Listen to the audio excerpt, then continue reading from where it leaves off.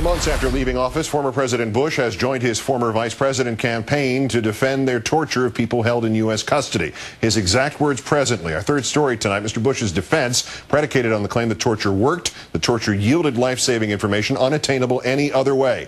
This excuse, which is explicitly prohibited by the Geneva Conventions, which General Petraeus said today the U.S. violated, this excuse not only morally bankrupt, but as we understand more fully today, flatly untrue. Mr. Bush speaking last night in Michigan, speaking the night before the publication of a remarkable anecdotal account of American interrogation methods, about which more in a moment, and speaking almost simultaneously with another speaker, Michigan Senator Carl Levin, the Armed Services Chairman, revealing that he too, like former Vice President Cheney, knows what is in the two top-secret CIA documents that Mr. Cheney assures us will prove his claim and Mr. Bush's claim that torture, necessary torture, saved American lives. Senator Levin asserting in no uncertain terms the CIA documents say no such thing. Just as secret info could not back up the Bush-Cheney lie about Iraqi WMD, just as secret info could not back up the Bush-Cheney lie about Iraq ties to al-Qaeda, so too clearly secret info will not back up the Bush-Cheney lie that torture worked. Mr. Cheney has said that the use of abusive techniques, quote, prevented the violent death of thousands, if not hundreds of thousands, of innocent lives, close quote. Mr. Cheney's claims are directly contrary to the judgment of our FBI director, Robert Mueller, that no attacks on America were disrupted due to intelligence obtained through the use of those techniques. Mr. Cheney has also claimed that the release of classified documents would prove his view that the techniques worked. But those classified documents say nothing about numbers of lives saved, nor do the documents connect acquisition of valuable intelligence to the use of abusive techniques. I hope that the documents are declassified so that people can judge for themselves what is fact and what is fiction. Of course, we already know fact from fiction about torture, and a remarkable new article by Bobby Gauch for Time magazine, posted online less than 24 hours after last night's two speeches, offers heartrending evidence directly in the face of the Bush-Cheney claim that torture was needed to obtain actionable intelligence. At first, Bush and Cheney told us that Abu Zubaydah only started talking after waterboarding. A lie. He stopped talking after waterboarding. Before he was waterboarded, Zubaydah responded to traditional legal interrogations by giving up not only so-called dirty bomber Jose Padilla, but also Khalid Sheikh Mohammed. And how did they get Zubaydah?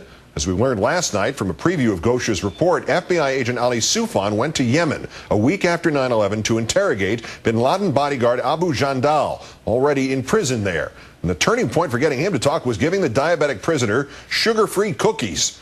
Jandal also identified Mohammed Atta and 6 other 9/11 hijackers as members of al-Qaeda because the FBI had not yet told him that al-Qaeda was behind 9/11.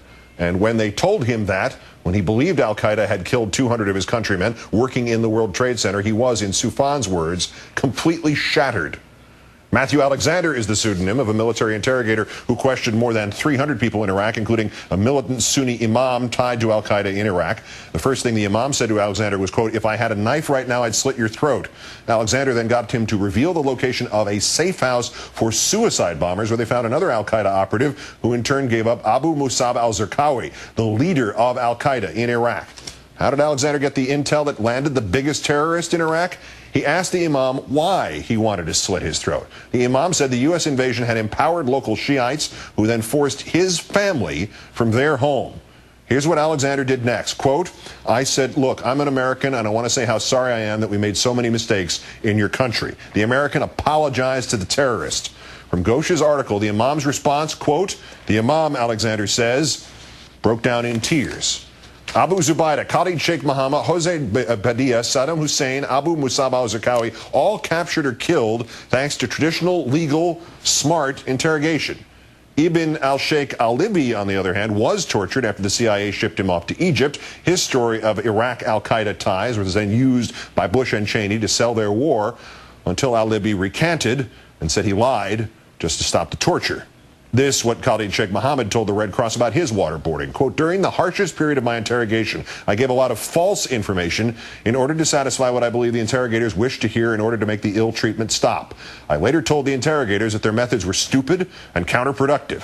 I'm sure that the false information I was forced to invent in order to make the ill treatment stop wasted a lot of their time and led to several false red alerts being placed in the U.S. As promised, Mr. Bush's exact words last night describing his response to the capture of Khalid Sheikh Mohammed, March 2003, quote, "The first thing you do is ask what's legal. What do the lawyers say is possible? I made the decision within the law to get information so I can say to myself I've done what it takes to do my duty to protect the American people. I can tell you that the information we got saved lives." Except you only ask what's legal and what's possible if you start with the premise that what you should do might not be. If you beg the real question that a real commander-in-chief would ask, the question any American would ask, truly concerned about America's safety that day, what you do, Mr. President, is you ask what works